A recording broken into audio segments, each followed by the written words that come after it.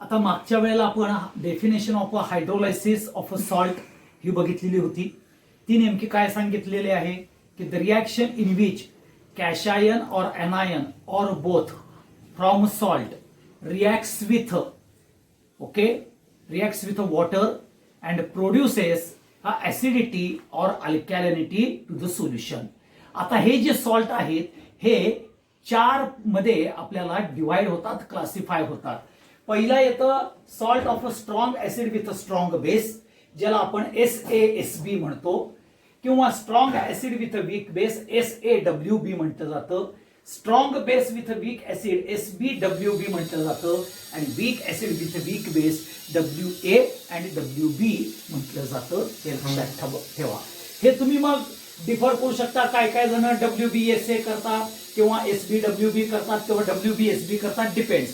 फक्त लक्षात ठेवायचं salt of a strong acid strong base, salt of a strong acid with a weak base, salt of a strong base with a weak acid and salt of a weak acid with a weak base आहे. आता मग ह्याच्यामध्ये जर बघितलं तर example काय आहेत strong acid strong base मध्ये NaCl, KCl, KNO3, NaNO3 etcetera येतात. Strong acid with a weak base NH4Cl, CuSO4, AgCl3 हे येईल. Strong base with a weak acid KCN, CH3COON, HCOONA हा येईल. आणि weak acid with a weak base म्हणजे CH3COO NH4 ammonium acetate म्हणतात किंवा diammonium carbonate हा part आपल्याला बघायला मिळेल. ओके. मग आता ह्यामध्ये जी रिॲक्ट पर्टिक्युलरली डेफिनेशन आहे त्या डेफिनेशन बरोबर particularly they are going to react with म्हणजे cation anion or both they are going to react with a water molecule आणि ते प्रोड्यूस ऍसिडिटी करतात का अल्कॅलिनिटी करतात हे आपण पहिल्यांदा बघून घेऊया.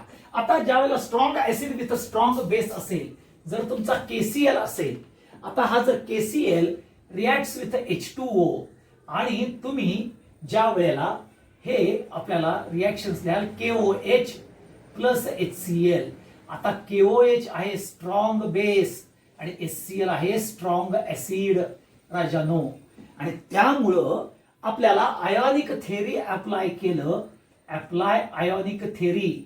आता लक्षात घ्या स्ट्रॉंग बेस आहे स्ट्रॉंग ऍसिड आहे म्हणजे ते स्ट्रॉंग इलेक्ट्रोलाइट आहेत, म्हणजेच त्यांचं कंप्लीट आयोनायझेशन होणार आहे. मग आयोनिक थेरी अप्लाय केली K plus Cl minus plus H2O equal to K plus and OH minus, कारण का KOH तसंच होणार आहे H plus and Cl minus. Okay. मग जर घेतलं तर K जाईल, Cl जाईल. ओके. आणि तुम्हाला H2O equal to H plus म्हणजे OH minus and H plus हे तुम्हाला बघायला मिळेल. हे लक्षात ठेवा. आणि म्हणून ज्या वेळेला हायड्रोलायसिस ऑफ KCl म्हणजे strong of strong acid and strong base जर बघायला गेलं तर that is nothing but they are produce a neutral character. तिथं ऍसिडिक कॅरेक्टर बघायला मिळत नाही, कारण equal number of hydrogen ions and hydroxyl ions they are produced when म्हणजेच particularly in this reaction cation and anion of this salt okay they are not going to react with water. Definition मध्ये काय सांगितलेलं आहे कॅशायन और anion or both. आता इथं ते सगळे कॅन्सल्ड आउट होतात HLHS आणि RHS ला, त्यामुळं कॅशायन और anion they are not going to react with water. Okay. हे लक्षात ठेवा. ओके. हा सगळ्यात महत्वाचा पार्ट आहे. आणि त्यामुळं particularly hydrogen and hydroxyl ions in equal number they are going to be combined with each other and produces H2O molecule, and hence this is a neutral reaction आपल्याला बघायला मिळते. परंतु as per the definition of a hydrolysis काय सांगितलंय कॅशायन और anion or both reacts with water इथं होत नाही. म्हणून hydrolysis of a strong electrolyte and strong base and strong acid is not part of the hydrolysis of a salt हे म्हटलं जातं. आणि म्हणून लक्षात घ्या विचारलं जातं. Strong acid and strong base. Strong acid and strong base, it's hydrolysis is particularly is not a part as per the definition, means strong acid and strong base does not undergo hydrolysis reaction, okay, because there is not neither cation nor anion or both, they are not going to react with the water and they are not going to particularly fulfill the condition of a reaction, म्हणजेच condition of the definition ही fulfil करत नाहीत according to that definition of the hydrolysis of a salt. हे लक्षात ठेवा, हा सगळ्यात important character येईल. मग स्ट्रॉंग ऍसिड आणि स्ट्रॉंग बेस मध्ये घेतलं आपण मगाशी NH4Cl बघितलं, NH4Cl प्लस H2O हे घेतलं तर तुम्हाला माहिती आहे की NH4OH प्लस HCl बघायला मिळतं. हा वीक बेस येतो, हा स्ट्रॉंग ऍसिड येतं. मग आयोनिक थेरी अप्लाय करा. आयोनिक थेरी अप्लाय केली तर NH4 plus plus Cl minus plus H2O हे घेतलं तुम्ही.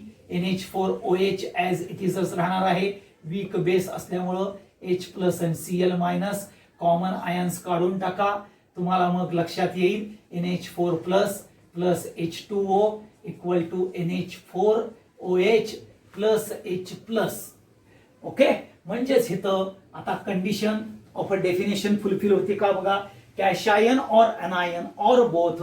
मग cation reacts with water and produces hydrogen ions, म्हणजेच ऍसिडिटी ऑफ द सोल्युशन बघायला मिळतं. आणि ह्या सोल्युशनचा पीएच येतो, पीएच सोल्युशन पीएच हा जो येतो हा लेस दॅन 7 येतो आणि म्हणून तुम्हाला हे ऍसिडिक कॅरेक्टर बघायला मिळतं. मग हे लिहायचं कसं, हे सगळ्यात महत्वाचा पार्ट येतो. आता पहिलं घ्या, पहिलं वाक्य काय येईल, particularly the NH4Cl is a salt of a strong acid and weak base असं येईल. Okay, strong acid and weak base किंवा weak base with strong acid असं तुम्ही म्हणू शकता. पुढं then NH4Cl reacts with water, the hydrolysis reaction takes place and their representation.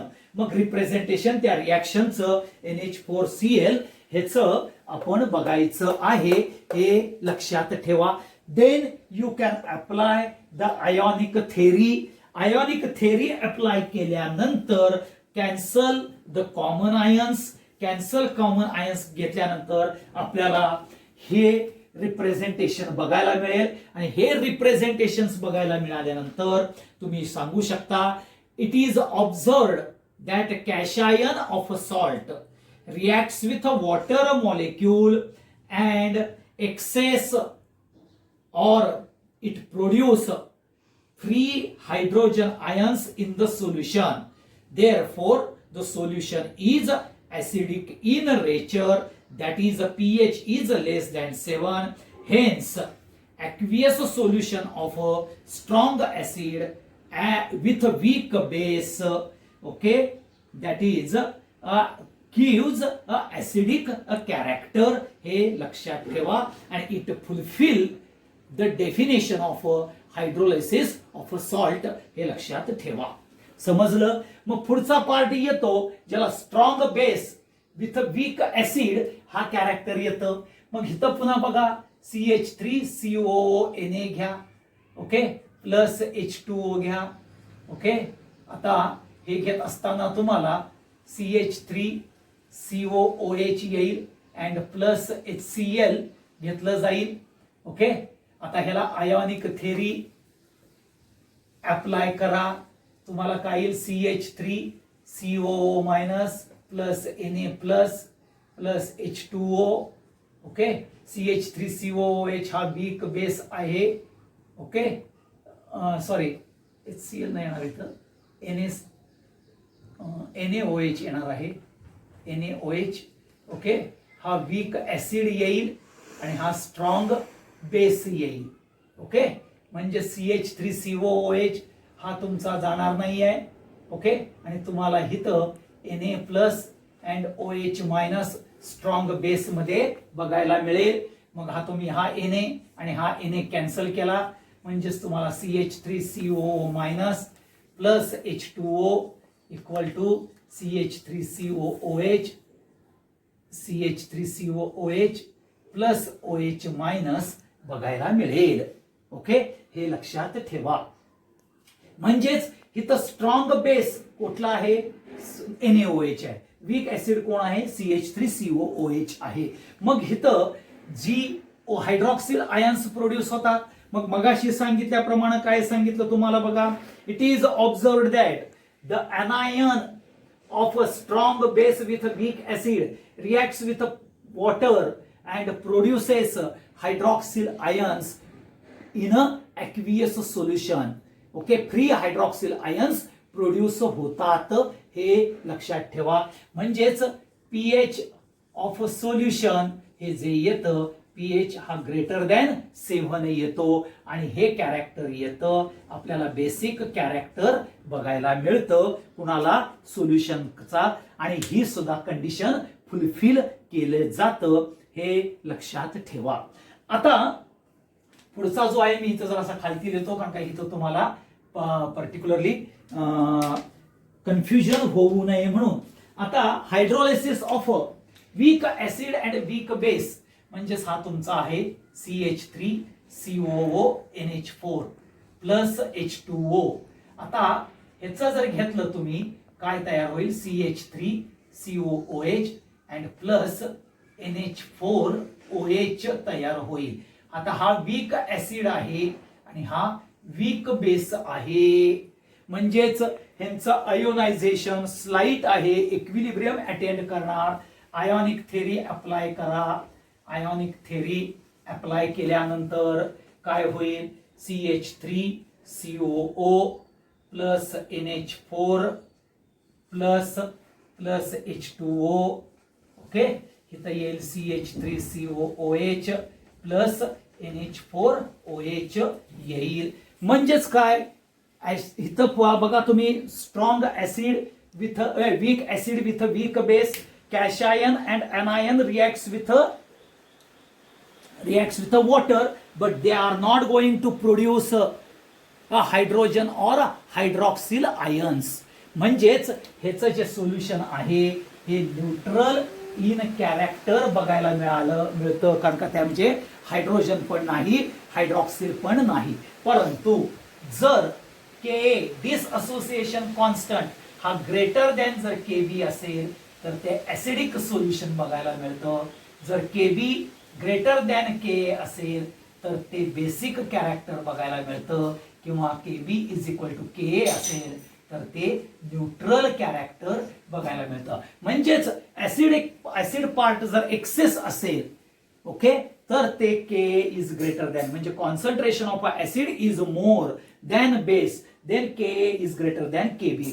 जर बेसिकचं कॉन्सन्ट्रेशन मोर असेल तर Kb is greater than K, हे तुम्हाला बघायला मिळतं, हे लक्षात ठेवा. आणि म्हणून इथं लक्षात घ्या की particularly hydrolysis of salt of a weak acid and weak base, okay, हे आपल्याला न्यूट्रल बघायला मिळतं. परंतु strength of the weak acid and weak base हे सोल्युशन मध्ये जर जास्त असेल तर ते ऍसिडिक सोल्युशन किंवा बेसिक सोल्युशन हे होऊ शकतं. हे इम्पॉर्टंट कॅरेक्टर आहे. मग ह्यामध्ये तुम्ही copper sulphate as a strong acid with weak base म्हणून तुम्ही रिएक्शन्स मध्ये घेऊ शकता. Strong base with weak acid मध्ये KCN घेऊ शकता किंवा अमोनियम डायकार्बोनेट पण घेऊ शकता, हे लक्षात ठेवा.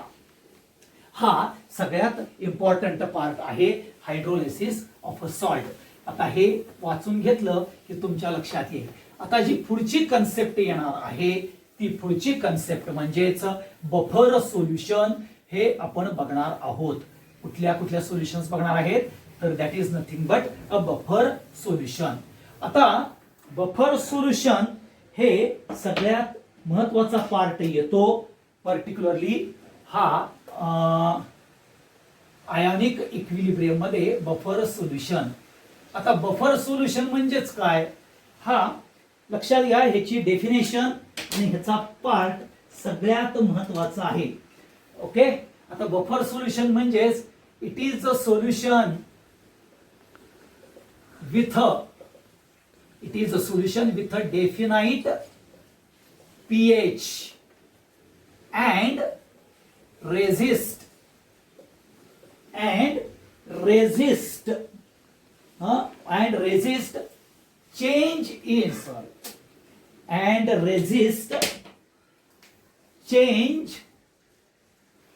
resist change in pH.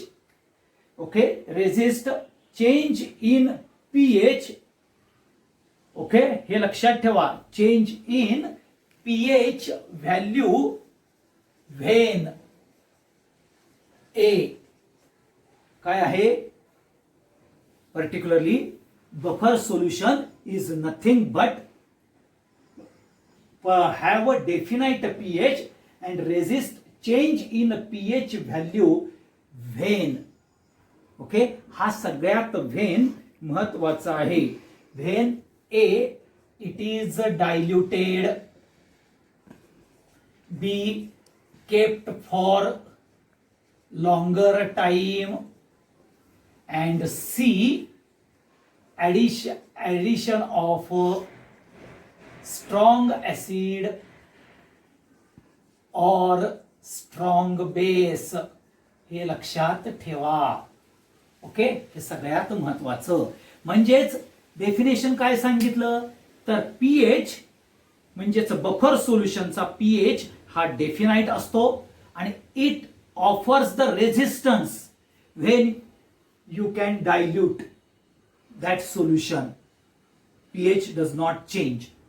Kept for a longer time. बघा तुम्ही आता ज्या वेळेला तुम्ही दह्याचं ताक करता त्यावेळेला पहिल्यांदा ताक आपल्याला गोड लागतं, परंतु kept for a longer time ठेवलं तर त्याचा पीएच चेंज होतो, ऍसिडिक कॅरेक्टरकडे वळतं. मग परंतु buffer solution kept for a longer time ठेवलं तर पीएच चेंज होत नाही, त्याचा तेवढाच पीएच डेफिनाइट राहतो. आणि if you add strong acid और स्ट्रॉंग बेस तर बफर सोल्युशनचं पीएच हा सेमच राहतो. हे लक्षात ठेवा. परत एकदा सांगतो, बफर सोल्युशन म्हणजे काय.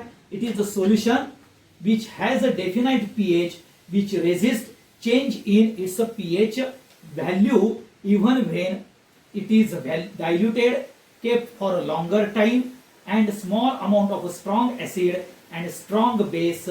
हे आपण त्याच्यामध्ये बघतो. आता लक्षात घ्या, ह्याच्यावरती दोन प्रकारांचे प्रश्न तुम्हाला विचारले जातात.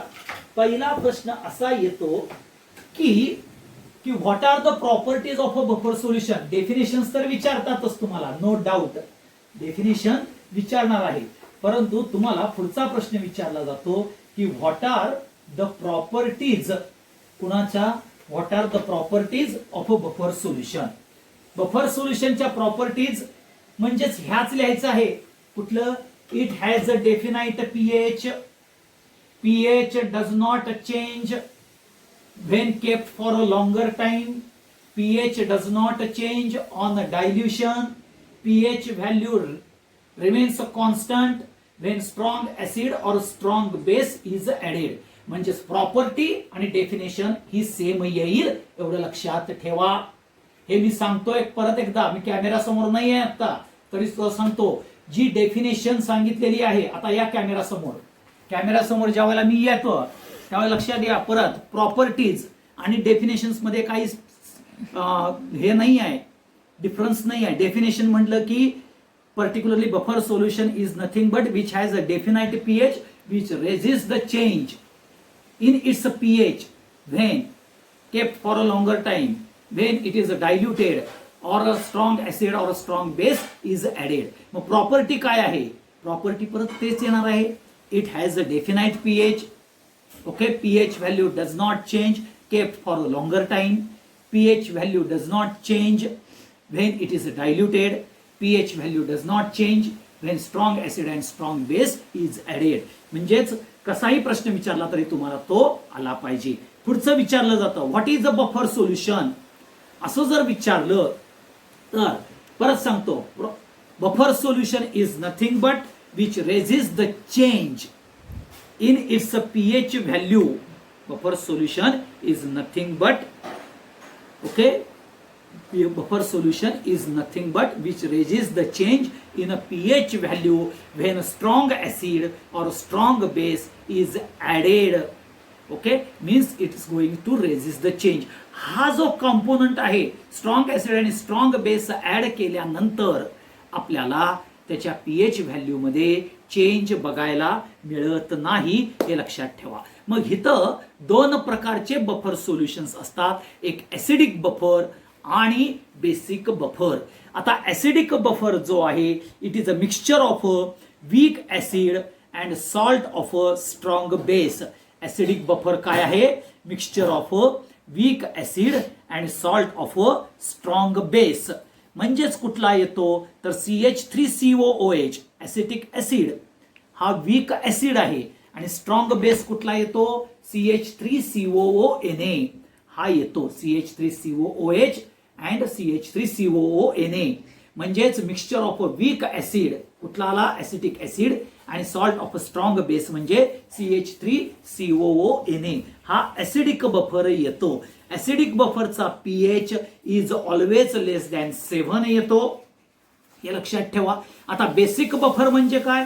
It is a mixture of weak base with salt of a strong acid. Weak base with salt of a strong acid. मग ह्याच्यामध्ये कुठला कॉम्पोनंट फॅक्टर येतो राजांनो? त्याचं एक्झाम्पल कुठलं तर NH4OH हा आपल्याला वीक बेस बघायला मिळतो अँड NH4Cl हा salt of a strong acid हा बघायला मिळतो आणि ह्यांचं मिक्सचर असतं म्हणजे NH4OH प्लस NH4Cl. म्हणजेच आपल्याला ह्याचा जो पर्टिक्युलरली पीएच आहे बेसिक बफरचा तो मोर दॅन 7 असतो, हे लक्षात ठेवा. म्हणजेच ऍसिडिक बफरचं जे एक्झाम्पल आहे जे ऍसिटिक ऍसिड आणि sodium acetate mixture of acetic acid and sodium acetate आणि बेसिक बफरचं जे आहे okay ammonium hydroxide and ammonium chloride म्हणजे CH3COOH प्लस CH3COONA हे ऍसिडिक बफरचं एक्झाम्पल आणि NH4OH प्लस NH4Cl हे बेसिक बफरचं एक्झाम्पल येतं, हे लक्षात ठेवा. आता इथं महत्वाचा पार्ट जो येतो तो म्हणजेच application of a buffer solution. आता application of a buffer solution हे बघत असताना हे कुठं कुठं आपल्याला बघायला मिळतात बफर सोल्युशन तर पहिल्यांदा तुमच्या बायोकेमिकल सिस्टीम्स मध्ये बघायला मिळतात. आता तुमचा पीएच जो ब्लडचा पीएच आहे हा 7.36 to 7.42 ह्याच्यामध्ये मेंटेन केला जातो, हे लक्षात ठेवा. आणि ह्याच्यामध्ये मिक्सचर जे आहे HCO3 मायनस आयन्स आणि H2CO3 ह्यामध्ये म्हणजेच लक्षात घ्या हा जो बफर आहे ब्लडचा HCO3 मायनस प्लस H2CO3 ह्याचा बफर सोल्युशन तयार आहे. मिक्सचर प्रेझेंट असतं कशामध्ये ब्लड मध्ये असतं, हे लक्षात ठेवा.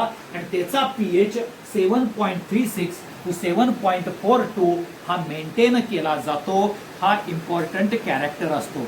आणि यामध्येच लक्षात द्या तो पीएच स्लाइटली 0.2 एवढ्यानं जरी तो चेंज झाला तर हॅम्पर होतं लाईफ म्हणजेच डिस्ट्रॉय होतं लाईफ म्हणजे सडन डेथ कॅरेक्टर होतं, हे लक्षात ठेवा. म्हणून ज्यावेळेला आपल्या इंट्राव्हेनस आपल्याला सलाइन्स देतात ओके इंट्राव्हेनस इंजेक्शन्स किंवा सलाइन्स दिलं जातं त्यांचा पीएच हा प्रॉपर मेंटेन केला जातो, हे लक्षात ठेवा. That is number 1. नंबर 2 ॲग्रिकल्चरमध्ये तुम्हाला माहिती आहे सॉइल हे बफर्ड कॅरेक्टर आहे. कशामुळं तर त्याच्यामध्ये कार्बोनेट पण प्रेझेन्स असतात, त्याच्यामध्ये बायकार्बोनेट्स पण आहेत, फॉस्फेट्स पण आहेत आणि अदर ऑर्गॅनिक ऍसिड सुद्धा आपल्याला सॉइल मध्ये बघायला मिळतात. आणि म्हणून ज्यावेळेला तुम्ही फर्टिलायझर चूज करता ते पीएच ऑफ द सॉइल प्रमाणे ते फर्टिलायझर चूज करता. जर त्याचं बेसिक कॅरेक्टर असेल सॉइलचं तर तिथं ऍसिडिक कॅरेक्टर यायला पाहिजे, जिथं ऍसिडिक कॅरेक्टर येतं तिथं बेसिक कॅरेक्टर आलं पाहिजे, हे लक्षात ठेवा. तसंच इंडस्ट्रीमध्ये म्हणजे तुम्ही ज्या वेळेला पेपर, डाय, पेंट, ड्रग इंडस्ट्रीमध्ये ह्या पीएच महत्वाचा आहे हे लक्षात ठेवा. इवन द फूड इंडस्ट्रीमध्ये सुद्धा पीएच महत्वाचा येतो. ओके, हा सगळ्यात इम्पॉर्टंट आहे. पीएच सुद्धा मेंटेन ठेवला जातो. नाही जर समजा पीएच हे आला तर बॅक्टेरियाज डेव्हलप होतात हे लक्षात ठेवा. आणि म्हणून फूड इंडस्ट्रीमधले जे फूड प्रॉडक्ट्स आहेत त्याचा सुद्धा पीएच मेंटेन ठेवला जातो हे लक्षात घ्या. मग पेपर असेल, डाय असेल, इंक असेल, ओके, किंवा ज्या मेडिसिनल कॅरेक्टरमध्ये आहे. आता मेडिसिनल कॅरेक्टरमध्ये तुम्हाला लक्षात घ्या, पेनिसिलिन हा जर कॅरेक्टर असेल तर पेनिसिलिन मध्ये आपल्याला सोडियम सिट्रेट ऍड केलं जातं हे लक्षात ठेवा to maintain the pH of a penicillin. हे सगळ्यात इम्पॉर्टंट. तसंच मिल्क ऑफ मॅग्नेशियम म्हणून असतं MgOH ट्वाइस, हे जे ऍसिडिटी कॅरेक्टर करता यूज केलं जातं. ह्याच्यामध्ये मॅग्नेशियम सिट्रेट हे ऍड करून ते बफर कॅरेक्टर निर्माण केलं जातं हे लक्षात ठेवा. आणि अनालिटिकल इंडस्ट्रीमध्ये ज्या वेळेला तुम्ही क्वालिटेटिव्ह अनालिसिस करता त्यावेळेला पीएच 8 to 10 हा रिक्वायर पाहिजे असतो. कारण का प्रेसिपिटेट ऑफ कॅशायन हे इम्पॉर्टंट कॅरेक्टर असतं. मग त्यावेळेला अमोनियम हायड्रॉक्साईड आणि प्लस अमोनियम क्लोराईड ह्याचं मिक्सचर म्हणजे बेसिक बफरचं मिक्सचर हे अनालिटिकल इंडस्ट्रीमध्ये यूज केलं जातं हे लक्षात ठेवा. हे इम्पॉर्टंट महत्वाचं आहे. मग ह्याच्यानंतर जे मेकॅनिझम कॅरेक्टर आहे ते मेकॅनिझम कॅरेक्टर आपण ऍप्लिकेशन आपण बघितलं. इंडस्ट्री, अनालिटिकल इंडस्ट्री मधलं, मेडिसिन्स मधलं, ब्लड मधलं, बफर सोल्युशनचं बघितलं. मग एक्झॅक्टली त्याचं मेकॅनिझम काय आहे हे आपण बघून घेऊया. Mechanism of a buffer solution. मग पहिल्यांदा मी जो बफर सोल्युशन घेतलाय ज्याला आपण पर्टिक्युलरली ऍसिडिक बफरचं मेकॅनिझम बघूया. आता ऍसिडिक बफर काय सांगतं तर पहिल्यांदा लक्षात घ्या, ऍसिडिक बफर कुणाचा घेतला, mixture of acetic acid and sodium acetate.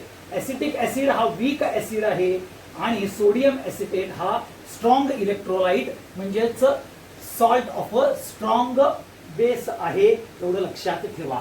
म्हणजेच आपण जे ऍसिडिक बफर घेतो which is a mixture of weak base and salt of strong acid हे घेतलं. आता तुम्हाला माहिती आहे की ऍसिटिक ऍसिड वीक कॅरेक्टर असल्यामुळं तो स्लाइटली डिसअसोसिएशन होणार आहे. म्हणजे पार्शल डिसअसोसिएशन मध्ये किंवा आयोनायझेशन मध्ये जाईल. परंतु सोडियम ऍसिटेट स्ट्रॉंग इलेक्ट्रोलाइट असल्यामुळं तो आयोनाइज कम्प्लिटली होणार आहे. त्याचे मी आपल्याला रिॲक्शन दाखवले आहेत. CH3COOH आणि इक्वल टू CH3COO ज्याला आपण ऍसिटेट अनायन्स म्हणतो. हे पार्शल किंवा स्लाइट आयोनायझेशन आहे. आणि जो सोडियम ऍसिटेट आहे त्याचं आपल्याला कंप्लीट आयोनायझेशन दाखवलेलं आहे because as per their behaviour. मग ह्यामध्ये पुढची स्टेप काय येते की स्ट्रॉंग ऍसिड आपल्याला सांगायचं आहे, मेकॅनिझम बघायचं आहे कोणाचं, बफरचं. तर strong acid small amount of HCl added as a strong acid. आता HCl हा स्ट्रॉंग ऍसिड आहे, ऍडेड केलं म्हणजे तो डिसअसोसिएट्स कंप्लीट होणार आहे. म्हणजेच त्याच्यामध्ये H+ आणि Cl- होणार आहे. म्हणजे बफर सोल्युशन मध्ये हायड्रोजन आयन्सचं कॉन्सन्ट्रेशन हे वाढणार आहे due to addition of a strong acid.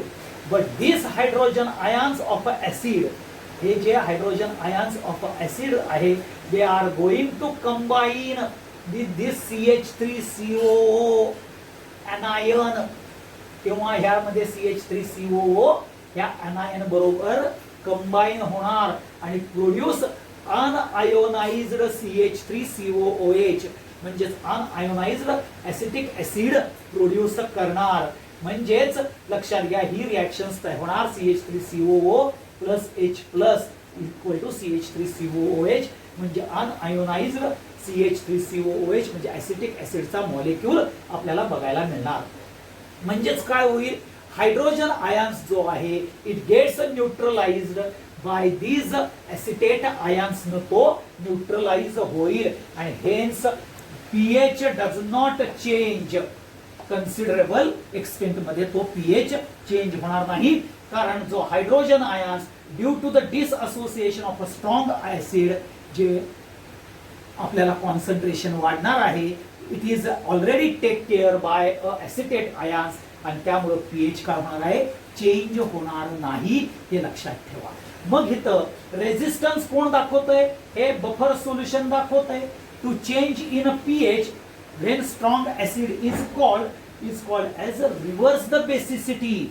आता रिव्हर्स बेसिसिटी म्हणजे काय लक्षात घ्या, हायड्रोजन आयन्स जर वाढवले तर ऍसिडिक कॅरेक्टर वाढणार आहे. मग पीएच रेजिस्ट करून तो काय करतो बेसिक व्हॅल्यू बेसिसिटीची व्हॅल्यू तो गेन करतो. म्हणून जेव्हा स्ट्रॉंग ऍसिड ऍड केलं तर ऍसिडिक बफर काय करतो बेसिसिटी इंटॅक्ट ठेवण्याकरता हायड्रोजन आयन्स जो ऍसिडिक कॅरेक्टर वाढवणार आहे तो कंबाईन केला जातो आणि तो कंबाईन केल्यामुळं जी ऍसिडिक कॅरेक्टर वाढणार आहे त्याला रिव्हर्स करतो म्हणजेच बेसिसिटी रिव्हर्स होते हे लक्षात ठेवा. जे बेसिसिटी रिगेन होते म्हणून त्याला रिव्हर्स बेसिसिटी म्हणतात. कुणामुळं तर ऍसिटेट अनायन्स मुळे. मग तसंच तुम्ही स्ट्रॉंग बेस जर ऍड केला लाईक NaOH तर NaOH कम्प्लिटली डिसअसोसिएट्स होणार आहे. आता हा हायड्रॉक्सिल आयन्स काय आहे कंबाईन विथ कुणाबरोबर होणार आहे ह्या CH3COOH बरोबर होणार आहे कारण अनआयोनाइज्ड आहे, आयोनिक इक्विलिब्रियम आहे, पार्शियल आयोनायझेशन आहे त्याच्याबरोबर कंबाईन होईल आणि अनआयोनाइज्ड वॉटर तयार होईल. म्हणजेच ऍसिटिक ऍसिडचा मॉलिक्यूल हायड्रॉक्सिल फ्रॉम NaOH म्हणजे स्ट्रॉंग बेस बरोबर इंटरॅक्ट करेल आणि अनआयोनाइज्ड वॉटर तयार होईल आणि वॉटर हा न्यूट्रल कॅरेक्टर येतं हे लक्षात ठेवा. मग hydroxyl ions added neutralized by कुणामुळे होतं न्यूट्रलाइज्ड CH3COOH जे OH आयन्स जे कॉन्सन्ट्रेशन वाढणार आहे due to addition of a strong base ते न्यूट्रलाइज केलं जातं बाय ऍसिटिक ऍसिड आणि प्रोड्यूस केलं जातं वॉटर मॉलिक्यूल आणि hence pH does not change in a considerable extent मध्ये. आणि म्हणून मग इथं resistance of a buffer solution to change in a pH on addition of a strong base म्हणजेच तो ऍसिडिक कॅरेक्टर पुन्हा रिव्हर्स करतो कारण तो बेस कडे जायच्या ऐवजी ते परत ऍसिडिक करच करतो म्हणून ते काय येतं रिव्हर्स द ऍसिडिटी येतं. ही आहे action of a buffer solution कुणाची तर ऍसिडिक बफरचं. पुन्हा एकदा सांगतो ऍसिडिक बफर घेतला acetic acid sodium acetate okay so acetic ऍसिडचं स्लाइट पार्शियल आयोनायझेशन सोडियम ऍसिटेटचं complete okay strong acid HCl add केला ह्यातला हायड्रोजन मुळे ऍसिडिक कॅरेक्टर वाढणार आहे त्याचं टेक केअर घेतलं जातं बाय CH3COO म्हणजे ऍसिटेट आयन्सनं म्हणजे अनआयोनाइज्ड CH3COOH मॉलिक्यूल तयार होता आणि त्यामुळे हायड्रोजन आयन्स वरचा पीएच ऍसिडिक कॅरेक्टर कडे जाणार आहे ओके त्याचा पीएच इंटॅक्ट राहण्याकरता म्हणजेच ती ऍसिडिकच्या ऐवजी टुवर्ड्स बेसिक कॅरेक्टर करता येणार म्हणून तो रिव्हर्स बेसिसिटी येईल. आणि त्याचप्रमाणे स्ट्रॉंग बेस ऍड केल्यानंतर हायड्रॉक्सिल आयन्स ह्याचं पर्टिक्युलरली टेक केअर घेतलं जातं बाय कंबायनिंग विथ ऍसिटिक ऍसिड बरोबर आणि अनआयोनाइज्ड वॉटर मॉलिक्यूल तयार होतो आणि पीएच हा आपल्याला काय केला जातो मेंटेन ठेवला जातो म्हणजेच रिझर्व ऍसिडिटी केली जाते. मग आता आपण बघूया जर तुम्ही बेसिक बफर घेतला आता हेच सगळं आहे बरं का राजानो ह्यामध्ये तयार वेगळं काय नाही आहे हेच कॅरेक्टर येणार आहे अशा पद्धतीनंच घ्यायचं आहे.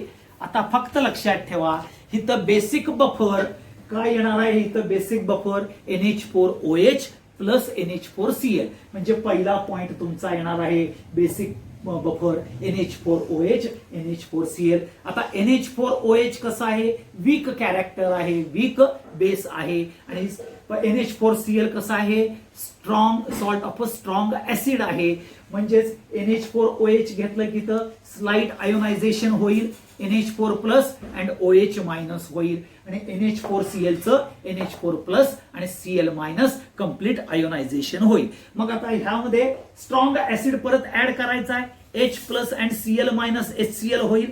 आता H प्लस आयन्स जे आहेत ते NH4OH बरोबर रिॲक्ट होणार ओके कुणाबरोबर होणार NH4OH बरोबर म्हणजेच स्लाइट आयोनायझेशन होणार आहे तिथं ओके, आणि H ions are combined with NH4OH आणि प्रोड्युसेस अनआयोनाइज्ड वॉटर. म्हणजे बेसला अनआयोनाइज्ड वॉटर आपल्याला हायड्रोजन आयन्स करतो आणि ऍसिडला हायड्रॉक्सिल करतो. एवढा फक्त चेंज लक्षात ठेवा. म्हणजेच हा हायड्रोजन आयन्स ऍडेड आहे, हा न्यूट्रलाइज्ड होतो. कुणामुळं? NH4OH मुळे होतो आणि पीएच हा चेंज होत नाही. म्हणजेच इथं तुम्ही परत काय करता? रिझर्व बेसिसिटी कॅरेक्टर करता. आता ज्या वेळेला तुम्ही स्ट्रॉंग बेस ऍड करता, म्हणजेच NaOH ऍड करता, तर तो OH आयन्स जो आहे तो कंबाईन होतो NH4 प्लस बरोबर आणि अनआयोनाइज्ड NH4OH आपल्याला प्रोड्यूस होतात आणि त्यामुळं OH ions it is going to take care, okay, by combining with NH4 plus in a buffer solution. आणि त्यामुळं OH आयन्स हे जे ऍड होतात ते न्यूट्रलाइज्ड होतात आणि ते कंबाईन होतात NH4 बरोबर आणि पीएच चेंज होत नाही. हे लक्षात ठेवा. आणि हा जो बफर सोल्युशनचा जो पीएच चेंज होणार आहे किंवा जो चेंज होत नाही, okay, the resistance offered by buffer solution when addition of OH ions, okay, by or addition of a strong base is called as reserve acidity. हे लक्षात ठेवा. आणि इतर रिझर्व ऍसिडिटी NH4 प्लस मुळे होतं आणि बेसिसिटी ही आपल्याला अमोनियम हायड्रॉक्साईड मध्ये होतं. ओके, तेच जर ऍसिडिक बफर घेतलं तर आपल्याला रिव्हर्स द बेसिसिटी CH3COO मुळे होतं आणि पर्टिक्युलरली रिव्हर्स द ऍसिडिटी हे जे कॅरेक्टर येतं ते अनडिसअसोसिएटेड ऍसिटिक ऍसिड मॉलिक्युल्स मुळे होतं. हे लक्षात ठेवा. हे दोन्हीही मेकॅनिझम ह्यामध्ये फक्त लक्षात ठेवा, हे जे मी लिहून दिलेलं आहे ह्यामध्ये ऍसिडिक बफरच्या ऐवजी बेसिक बफर टाकायचं. ओके, तिथं NH4OH आणि NH4Cl घ्यायचं. NH4OH तिथं HCl ऍड केल्यानंतर CH3COO च्या ऐवजी NH4OH आणि हायड्रोजन घ्यायचं. ओके, म्हणजेच H2O मॉलिक्यूल तयार होईल. आणि इथं स्ट्रॉंग बेसच्या ऐवजी इथं NaOH घेतला ऍज इट इजच ठेवायचं. फक्त OH मायनस बरोबर म्हणजे ही जी रिॲक्शन आहे OH बरोबर NH4 घ्यायचं. एवढं लक्षात ठेवा. म्हणजेच बेसिक कॅरेक्टर सुद्धा तुम्हाला म्हणजेच त्याचं आपल्याला मेकॅनिझम बेसिक बफर आणि ऍसिडिक बफरचं सुद्धा बघता येईल. ओके, हे लक्षात ठेवा. हा सगळ्यात इम्पॉर्टंट पॉइंट. पुढच्या आपल्या याच्यामध्ये हेंडरसन हॅसेलबॅक इक्वेशन आणि सोल्युबिलिटी प्रॉडक्ट हा आपल्याला पार्ट आणि कॉमन आयन इफेक्ट हा पार्ट पुढच्या मध्ये बघायचा आहे. Thank you very much.